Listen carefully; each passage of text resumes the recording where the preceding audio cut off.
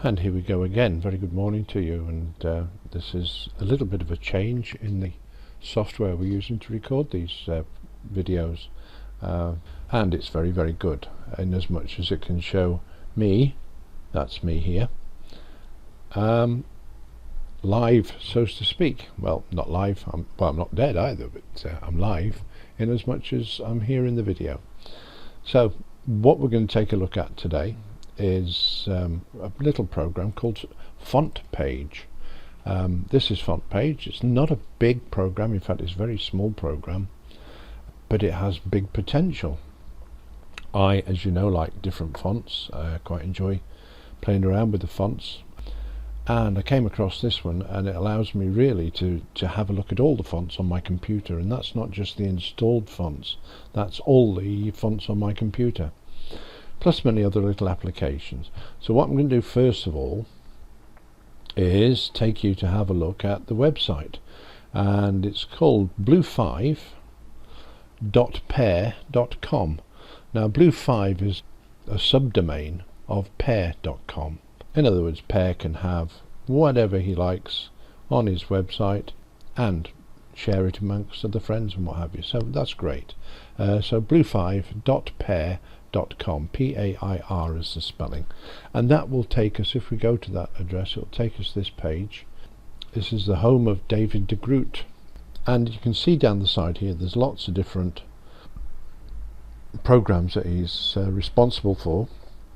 I'm not going to say that he's done them, but he's certainly responsible for them. But looking along the bottom line here, we have FontPage, and this is it. Basically, this is what you get for your money. You can change the background and you can change the colours, I believe. I haven't actually tried doing that yet, but I believe you can. And there it is. So when you get to the bottom, it's in a zip format, so it's very easy to do. Click on the download. We get, do you want to save it? Yes, we do. 1, 2, 3, job done. So that is it, basically downloaded. The installation is totally about as easy as you can get.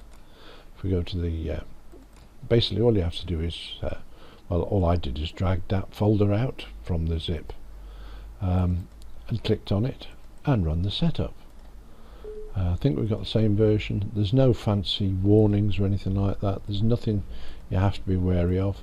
I will go back to the website because it's something quite phenomenal I did see there at one point.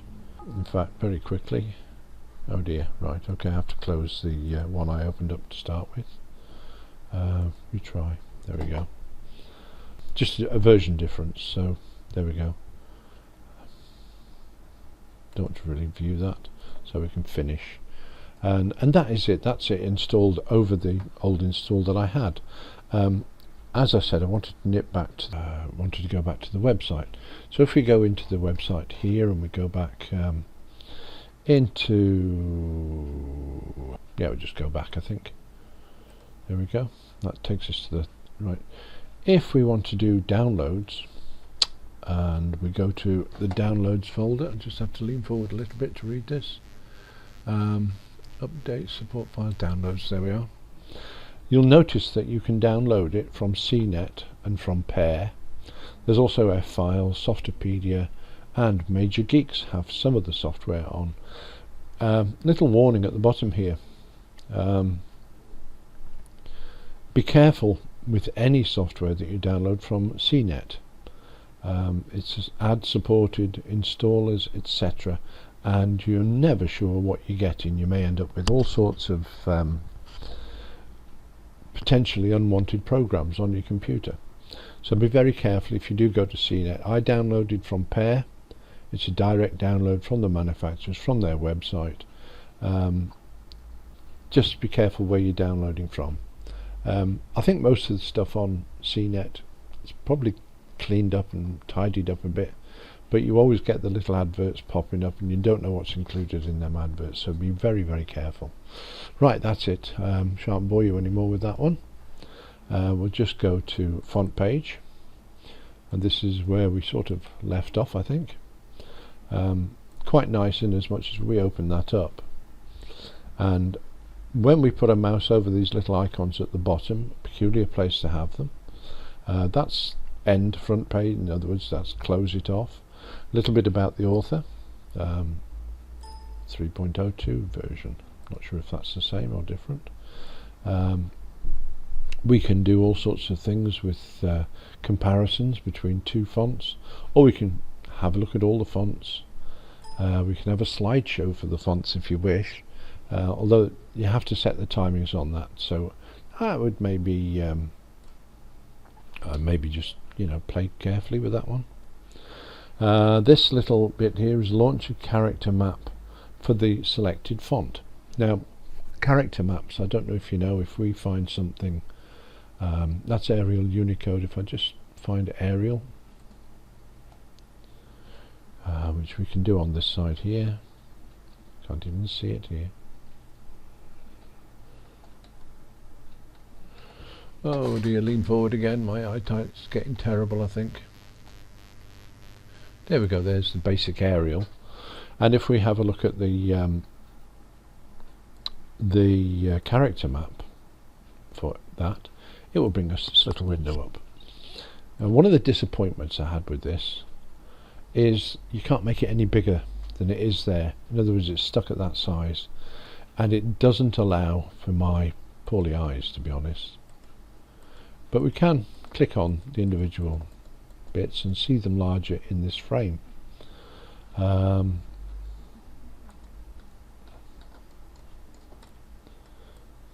there it is. It's yeah, and we can have all the different varieties as well. If you want to click Arial Black or Arial Rounded, whatever. There's plenty to choose from, and all the rest of the fonts as well.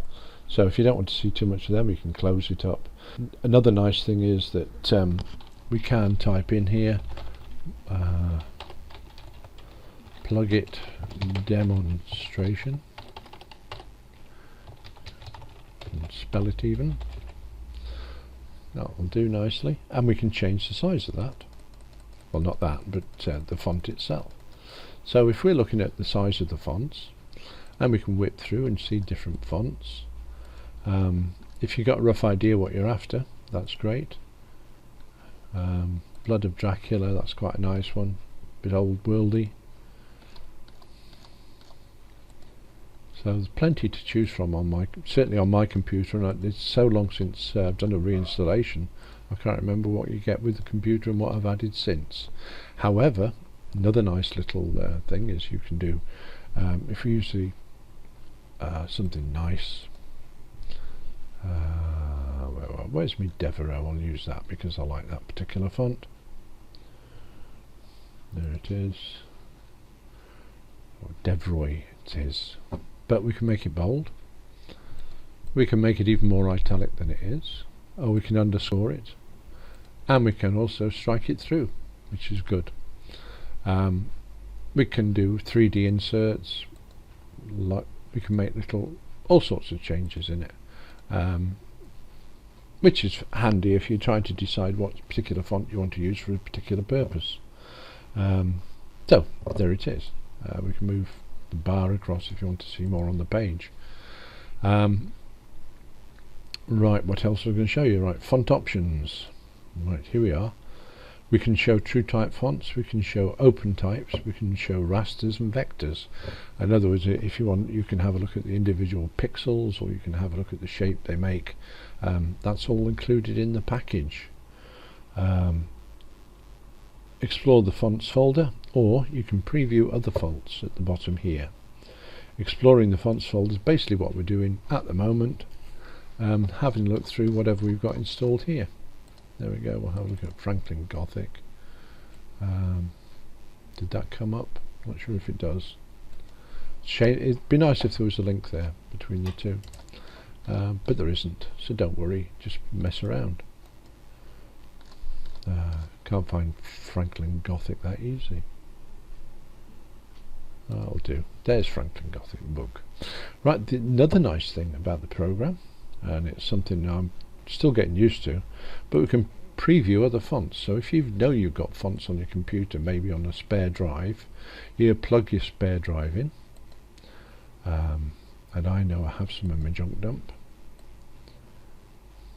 Just find Windows fonts, there we are, and there's one font I've got. Again, you can make these bigger.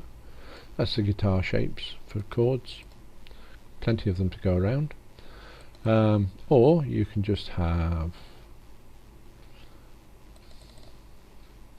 a look at all the others. There's a Ghostly font and Ghosts as a font. Catania. I have to apologise for some of the spellings on these, or my pronunciation of some of these. They can be awkward to pronounce. There's Morpheus, which I quite like that one.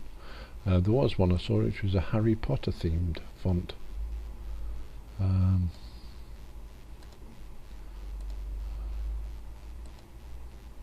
Not sure if it's actually in that folder. New fonts for 2015. There's a Downton Abbey style font. And as you can see, there is plenty to look at in this program. You never realise quite how many fonts you've maybe got. There's Old Script. Plenty of them, as I say, to go around. Okay, so that's just the fonts that are not installed on the computer. The ones that are. Just lean forward again so as I can see the screen. Terrible this is, isn't it? Eh? There's a Harry Potter font which I got hold of. That's just one I was trying to look for. It's very very crisp and clear. And of course you can resize it if you wish. You can get really, really big, or you can just go back down to little if you wish. And again, like all the others I showed you before, we can go to bold, italic, underline, underscored, strike through, the whole lot. So there we are. Let's have a look at what else we have. It tells me I've got 1,170 fonts installed as well,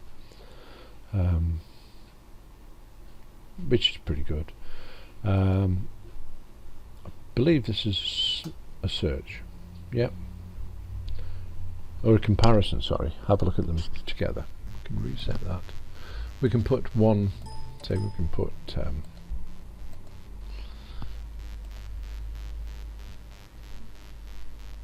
let's compare that. There we go. Oops.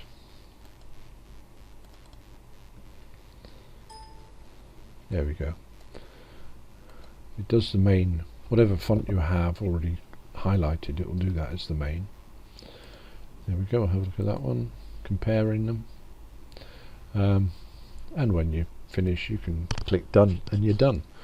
The foreground colour we can choose to be whatever we like. We favour green, so we'll have that. And a background colour. Again, this is something I haven't tried before, but there we have it. I have dark blue, very dark blue. There's green on blue, and you can see what it looks like. Move it around. It's so easy to use. And of course the price for this particular bit of software is the price you all like and love and have become accustomed to, which is free. And it's brilliant that you can just get this stuff for free. One time you had to pay for everything, and it's gone the other way now. I think there's a lot of stuff totally free. That's about it for this early part of the demonstration. As I say, it's a very handy utility to have on your computer. It's resizable. You can take it up to quite a large size. Be nice if maybe a later edition they could make it full screen, but it's not important. Be nice if you could maybe use the where I've written plugin demonstration there, maybe have that in the text rather than anything else, although it is in the same font. You can change that. You can see it changes quite easily. But it'd be nice to be able to put maybe a couple of lines of text in there to have a look, see how it's going to look in the main window, that you can resize it and play around with it. But as I say, for free, you can't expect a whole lot. Some really interesting fonts on the computer that I certainly haven't tried a lot of them. I'll leave that with you, and hopefully you can download it. Oh, another nice thing for downloading, because there are a few ambiguities about the site, and I mentioned CNET and the other things, One of the terms in the license is that this program is freeware, and you can use and distribute it freely. Like everything else, don't change it. If you're a programmer, don't change it, because the author likes it the way it is.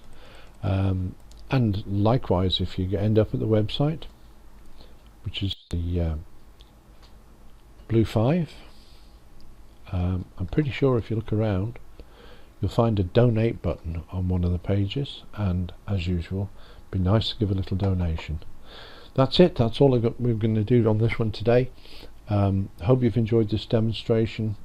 If you have, please give the thumbs up on Howard L. Hall on YouTube, and keep your eyes peeled for other up-and-coming events.